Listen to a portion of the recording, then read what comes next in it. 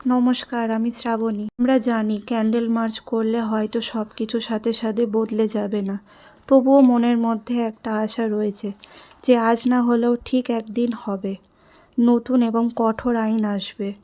এমন একদিন আসবে যেদিন কোনো রাক্ষস কোনো মা বোনের দিকে খারাপ চোখে তাকাতেও ভয় পাবে। সরকারেরও দরকার আরও কঠোর স্টেপ নেওয়া উচিত। নির্ভয়া, আর কত অভয়া, আর কত সৃষ্টি, আর কত চন্দ্রিমা, আর কতদিন এভাবে চলবে, আর কতদিন এই ভয় নিয়ে বাঁচতে হবে আমাদের? শুধু কি এটা একটা মেয়ের খুন হচ্ছে?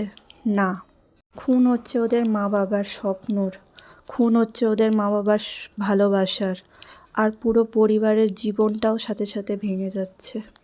আমরা মা তো, তাই এই কষ্টগুলোকে অনুভব করতে পারছি। আমাদেরও না খুব ভয় লাগে, কারণ আমাদেরও মেয়ে আছে। কখন আমরা মেয়েরা নির্ভয়ে বাড়ি থেকে বেরোতে পারবো? কখন আমরা নিজেদের স্বপ্ন নিয়ে নির্ভয়ে পথ চলতে পারবো?